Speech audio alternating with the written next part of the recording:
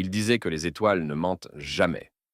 Mais cette nuit-là, au cœur des plaines, Enkai a écouté les battements d'un cœur, au lieu des tambours de la tradition. Voici l'histoire de Nelea et Seyum, une histoire d'amour, de feu et de vérités interdites. Dans la lumière dorée du matin, les herbes dansaient doucement sous le vent. La jeune Nelea marchait pieds nus entre les hautes tiges, ses doigts frôlant les feuilles avec tendresse. Elle fredonnait, comme chaque matin. La feuille d'ombre pour les maux du ventre, la fleur de pluie pour les douleurs du cœur. Sa voix douce se perdait dans la brume matinale. Derrière elle, une vieille femme aux bras marqués par le temps l'observait. Nuru, sa grand-mère, guérisseuse respectée du village. « Tu chantes trop, Nelea. Les esprits écoutent. Et s'ils écoutent, qu'ils entendent que je ne veux pas d'un destin cousu par d'autres. » Nuru ne répondit rien. Elle savait. Nelea était née différente, née pour déranger l'ordre ancien. Plus loin, dans l'arène d'entraînement, le jeune guerrier Seyum lançait sa lance avec force.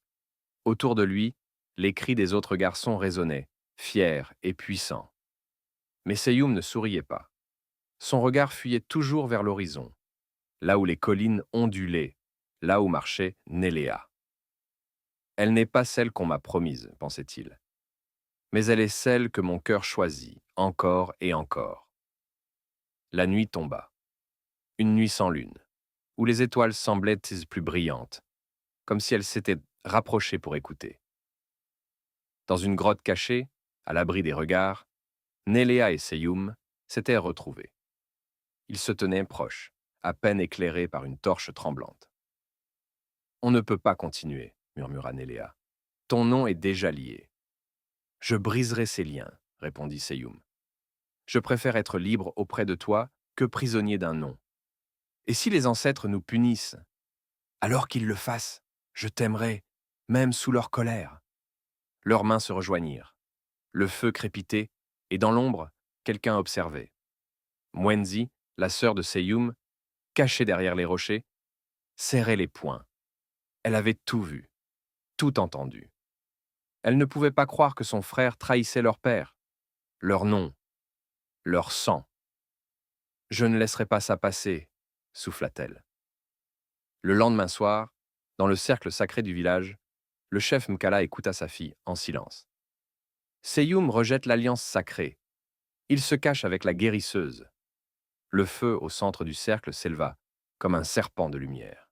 « Alors cette nuit, nous interrogerons Enkai, » dit Mkala, « et que la vérité se révèle. » Cette nuit-là, le village tout entier se rassembla sous les étoiles.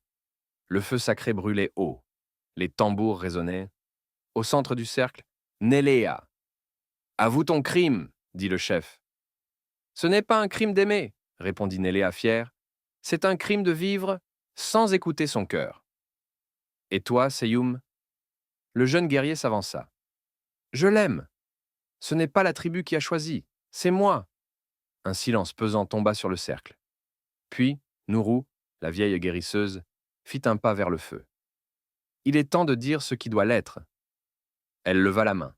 « Seyum n'est pas le fils de Mkala. Sa mère était une étrangère, une femme morte en couche. C'est moi qui l'ai élevée, en secret. C'est mon serment. » Le chef chancela. Des murmures s'élevèrent. Mwenzi se couvrit le visage. Et Nelea ferma les yeux. Pas de peur, de paix. Au matin, la plaine était silencieuse. Nelea marchait seule, ses pas s'effaçant dans la poussière dorée. Derrière elle, Seyum la suivait du regard, sans oser l'appeler. « Cette nuit-là, Enkai n'a pas puni, » dit la voix du vent.